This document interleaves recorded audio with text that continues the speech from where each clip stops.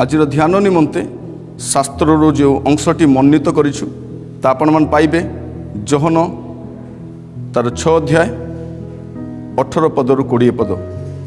Johan लिखित सुसमाचार तार 6 अध्याय 18 पदरु 20 पद। एठारे प्रकार लिखा जाए आ प्रबल पवन बहुथिबारु समुद्र लहड़ी उठुथिला।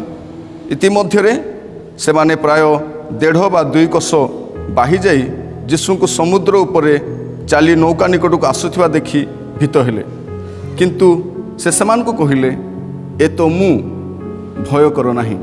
प्रभु को महान नामर धन्यवाद हो। प्रभु आमान को गोटे सुंदर अवकाश देइछंती तांको वाक्यर किछि विषय ध्यान करबा निमंते। आज विश्वर समस्त देश एक भय मध्यरे बास करुथिबा देखा जाए। एक असुरक्षित भरोसाहीन समाज रे मनीष निजर भविष्य स्वप्न देखे। जो नेता माने आमान को सुरक्षा देवे बोली प्रतिश्रुति देइथिले से माने निजे कड़ा सुरक्षा व्यवस्था मध्यरे बास करुछंती। चारिआडे भय, घरे घरे भय, बाहरे भय, आपण जहाज रे यात्रा करबा समय सुद्धा भय, बस रे भय, ट्रेन रे भय। मनीष केवल भय मध्यरे बास करुछि। अचिन्हा व्यक्ति मान ठारू भय, निज परिचित लोक मान ठारू भय।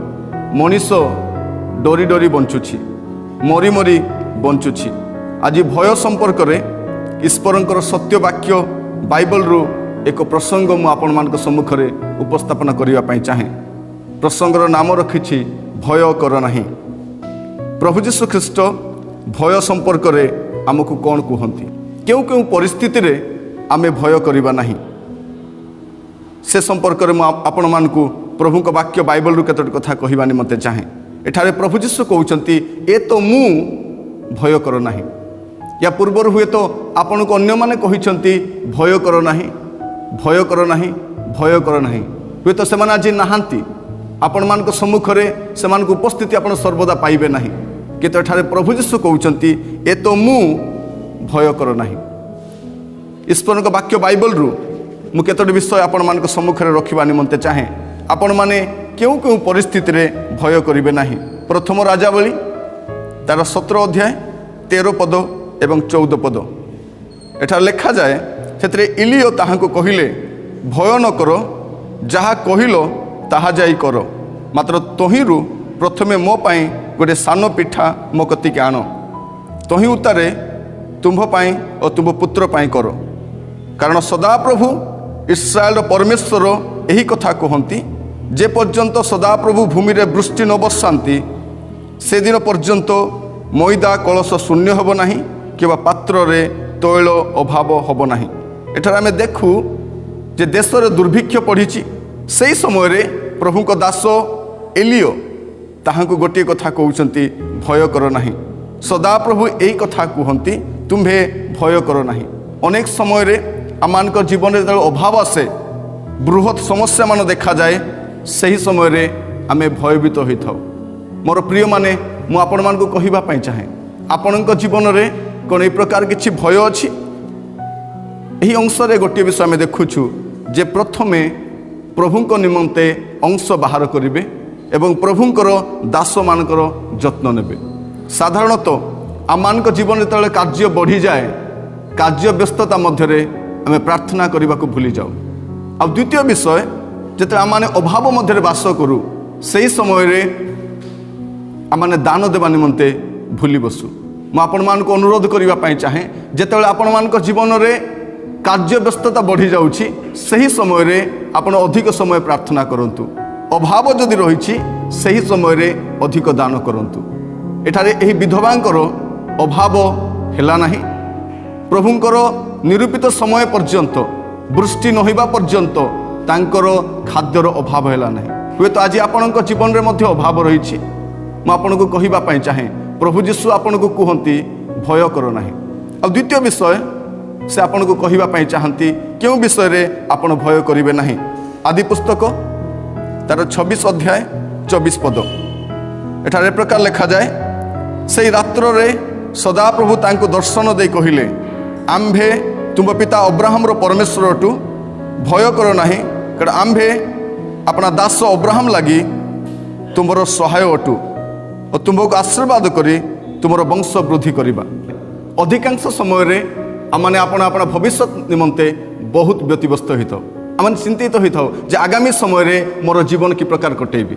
आमने गोटे भय मध्य बास करूँ किंतु ए स्थान में सदाप्रभु परमेश्वर इसहाक को दर्शन दे कहते तुम्भे भय कर ना, तुम्हें भय कर ना, तुम जीवन यात्रार जत्न नापी आम सामर्थ्य अठू। मोर प्रिय माने सदाप्रभु परमेश्वर आपणकर जीवन यात्रार समस्त विषय जत्न नेबा निमंते सामर्थ्य अटंती।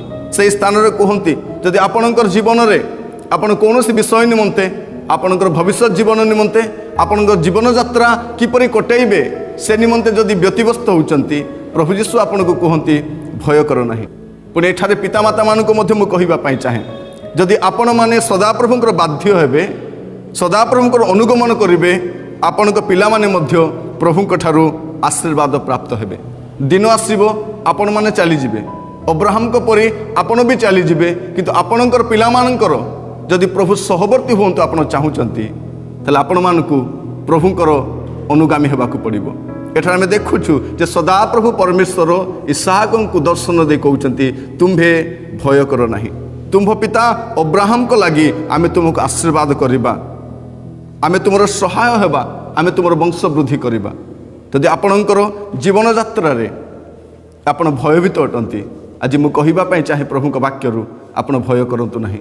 जदिओ आपण गोटे भय मध्य बास करूछंती चारिआडे समस्या विपरीत परिस्थिति मध्य आपण बास करूछंती किंतु भय करंतु नाही कारण प्रभुंकर वाक्य एहा कुहे जे तुम्हे भय कर नाही। तृतीय विषय आपण क्यों विषय भय करिवे नाही द्वितीय राजावली 6 पर्व तार 16 पद एटा हम देखुछु तो से उत्तर देले भय कर नाही कारण सेमानक संगीगण अपेक्षा आंभ मानक संगीगण अधिक। एठार इलिशा तांको दास गिहेजी को गोटे कथा कहउचंती जे तुम्हे भय कर नाही सेमानकर संगीगण अपेक्षा आंभ मानक संगीगण अधिक अछंती। प्रिय बंधु मु आपन को कहिबा पई चाहे जदि आज संकट रे पड़िछंती आपण देखुछंती चतुर्पार्श्व रे केही आपनकर सहाय्य करिया पई नाहंती आपण एकुटिया मने करूछंती आपनकर जीवनर यात्रा रे केही आपनकर सहित रे थिला भलिया लागु नाही। एठारे इलिशा पर्वत रे एकुटिया अछंती एवं तांको सहित तांकर दास अछंती एवं चतुर्पार्श्व रे शत्रु माने घेरी पकेइछंती। ए प्रकार एक समय रे इलिशा गोटे कथा कहउछंती तुमे भय कर नाही कारण सेमानक संगीगण अपेक्षा आंभ मानक संगीगण अधिक अटंती।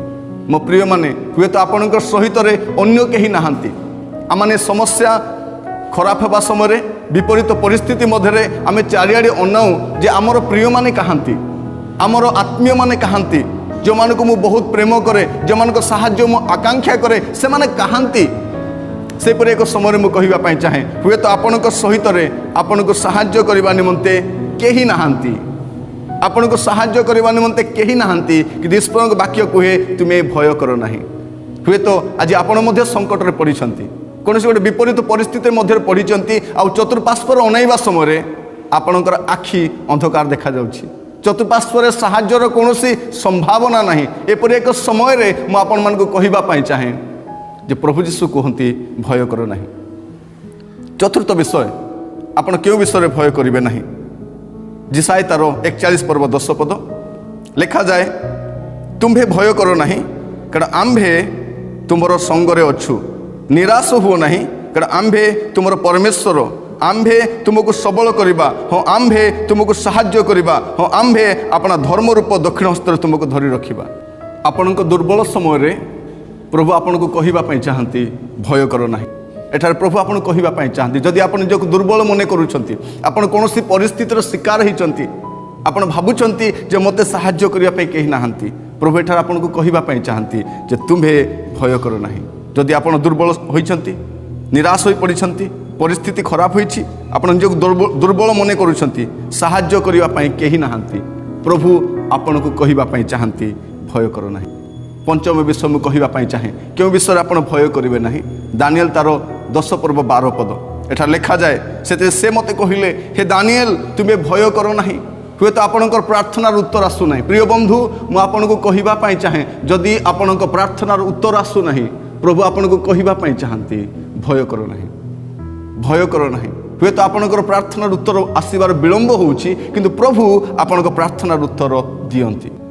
षष्ठरे मु कहवाई चाहे प्रभु कहवाई चाहती आपण को भय कर ना जिसाए तार 43 पर्व 1 पद एवं 2 पद से लिखा जाए भय कर ना जदि तुम अग्नि मध्य दे जाउछ तुम जल मध्य दे जाउछ तुम कौन समस्या अच्छ तुम भय कर ना हुए तो आज आपणकर जीवन में विपरीत परिस्थिति आसी जाइए आपन को कहा जाउछि भय कर ना। माथ्यू तार 10 पर्व 30 पद एवं 31 पद लिखा जाए किंतु तुम मानकर मस्तकर समस्त केश ही गणा जाइए एणु भय कर ना तुम्हें माने अनेक घर चटिया ठारू श्रेष्ठ।